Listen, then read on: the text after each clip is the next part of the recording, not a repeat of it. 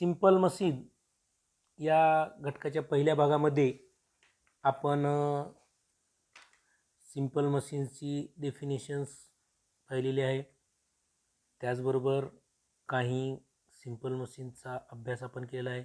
त्यामध्ये आपण incline plain, veg, लेव्हर इत्यादीचा आपण अभ्यास केलेला आहे. या भागामध्ये आपण पुढील जे सिंपल मशीन्स आहेत, साधी यंत्र आहेत, त्यांचा अभ्यास करणार आहोत. Next, a pulley.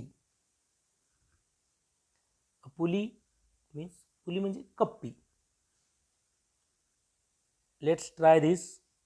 Take a pencil, some sticking tape, an empty reel of thread, half a meter of thick thread, a weight such as an eraser that can be tied to the thread played off. काय काय करायचं आपल्याला? Pencil घ्यायची आहे, चिकटपट्टी, दोऱ्याचं रिकामं रीळ, अर्धा metre जाड दोरा आणि दोरीला बांधता येईल असं वजन म्हणजे खोडरबर आणि खेळण्यातील रंगीत चिकट माती अशा पद्धतीने आपल्याला घ्यायची आहे. Place the pencil on the table so that it just over the edge of the table. टेबलाच्या कडीवरून पुढे येईल अशा पद्धतीने पेन्सिल आपल्याला टेबलावर ठेवायची. Fix it firmly to the table using the sticking tape. ती चिकटपट्टीने आपल्याला त्या टेबलावर पक्की चिटकवायची आहे. Insert the reel over the part of the pencil that just out. पेन्सिलच्या जो पुढे आलेला भाग आहे त्या पुढे आलेल्या भागावर आपल्याला रीळ अडकवायची आहे. Put a lump of the play dough on the tip of the pencil so that the reel does not come of.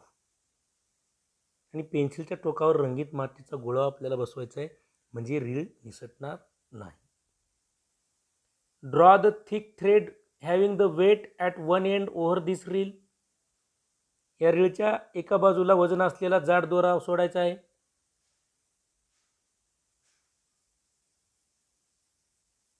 What happens when the loose end of the thread is held and pulled down? The weight tied at the other end gets lifted up. आता या दोऱ्याचे मोकळे टोक धरून आपण खाली ओढलं तर काय होईल? जे दुसऱ्या टोकाला बांधलेलं जे वजन आहे ते वजन काय होतं? वर उचललं जातं.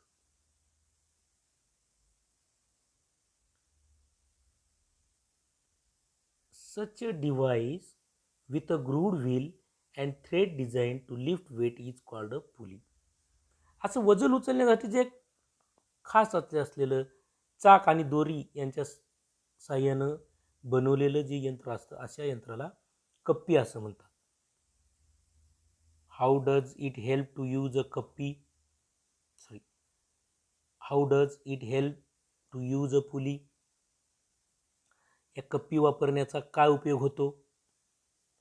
If we use a pulley, force can be applied in the downward direction for lifting the weight in an upward direction. जेव्हा आपण वरच्या दिशेनं वजन उचलण्यासाठी खालच्या दिशेला बल लावतो तेव्हा ते अधिक सोयीस्कर होतं. You must have seen some examples of pulleys in day to day use. Make a list of this. आपण रोजच्या वापरातील कप्पीची काही उदाहरणे पाहिलीच असतील, त्यांची सुद्धा यादी करायची. Can you tell? सांगा पाहू. Wheel and axle. पुढला जो सिंपल मशीनचा प्रकार आहे तो म्हणजे अ व्हील अँड ॲक्सल, चाक आणि आस. Can you tell? All of you must have enjoyed sitting on a giant wheel. What makes the giant wheel go round? आपण सर्वांनीच आकाशपाळण्यामध्ये बसण्याची मजा घेतली असेल. त्या जो आकाशपाळणा आहे तो आकाशपाळणाचं मोठं चाक कशा पद्धतीने फिरत असतं? The giant wheel is fitted to a rod at its centre. आकाशपाळण्याचा जो चाक आहे तो मध्यभागी एका दांड्यावर बसवलेला असतो. This rod is called an axle. या दांड्यालाच काय म्हटलं जातं? ॲक्सल म्हणजे आस असं म्हटलं जातं. When the axle start rotating with the help of electricity, the wheel fitted to it also start rotating. जेव्हा विजेच्या साह्यानं तो आस फिरू लागतो तेव्हा त्यावर बसवलेले चाकं असतात तेही फिरू लागतात. This combination of an axle and a wheel is a simple machine. हे जे आस आणि हे चाक यांचं जे कॉम्बिनेशन आहे, जोडी आहे, याला हे एक काय आहे, सिम्पल मशीन म्हणजे एक साधी यंत्र आहे. We see innumerable examples its use. याचा अनेक ठिकाणी उपयोग होताना आपण पाहत असतो. When the pedal of a bicycle is rotated the wheel start rotating. How does this happen? जेव्हा आपण सायकलचं पॅडल फिरवतो तेव्हा त्याचे चाक फिरू लागतात. हे सुद्धा कशामुळे होतं?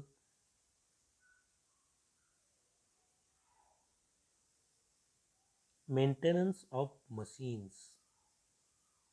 यंत्रांची निगा, यंत्रांची काळजी. पार्ट्स ऑफ मशीन्स रब against one another when they are used. आपण जेव्हा यंत्र वापरतो तेव्हा ते वापरली जात असताना त्यांचे भाग असते एकमेकावर काय होतात, घासत असतात. Soiled dusty parts create more friction. धूळ बसून खराब झालेल्या भागावर अधिक घर्षण होत असतं. Some parts affected by the weather rust and एरॉड.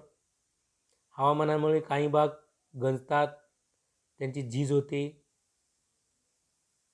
Machines get damaged. त्यामुळे यंत्रे खराब होऊ शकतात. और becomes useless due to such wear and tear. आणि त्यामुळे ते काय होतात, यंत्रे निकामी होऊ शकतात. आणि म्हणून to avoid this it is very important to take care of machines. आणि म्हणून हे टाळण्यासाठी आपल्याला काय करावं लागतं, त्या मशीनची काळजी घेणं अतिशय महत्त्वाचं असतं. During the maintenance of a machine all its parts are wiped clean. यंत्राची निगा राखत असताना त्याचे सर्व भाग आपण पुसून स्वच्छ केले पाहिजेत.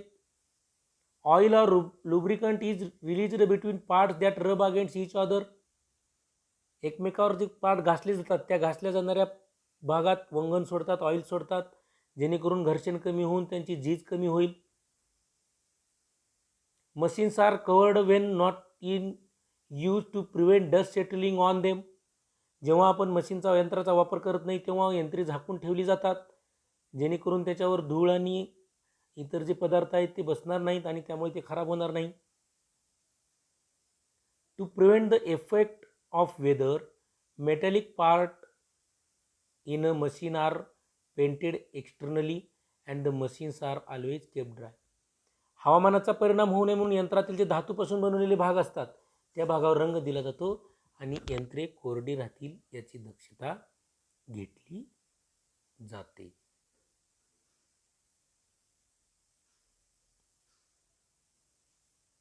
Do you know? तुम्हाला माहिती आहे का? Big factories have a separate department for the maintenance of machines.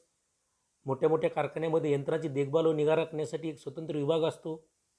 Factories are closed at regular fixed periods for the maintenance of machines. आणि विशिष्ट अशा ठराविक कालावधीमध्ये कारखाने बंद ठेवून त्यातील यंत्राची निगा राखली जाते. ऑलवेज रिमेंबर, नेहमी लक्षात ठेवा, if machines are not properly maintained they will be of no use when we actually need them. जेव्हा यंत्राची जर निगा राखली नाही तर गरजेच्या वेळी ती आपल्याला उपयोगात येणार नाही. Before we use a machine we must learn how to handle it properly so that there are no accident. आणि म्हणून यंत्र कशी हाताळावी याची माहिती आपण घेतली पाहिजे, जेणेकरून ती वापरत असताना अपघात होणार नाही.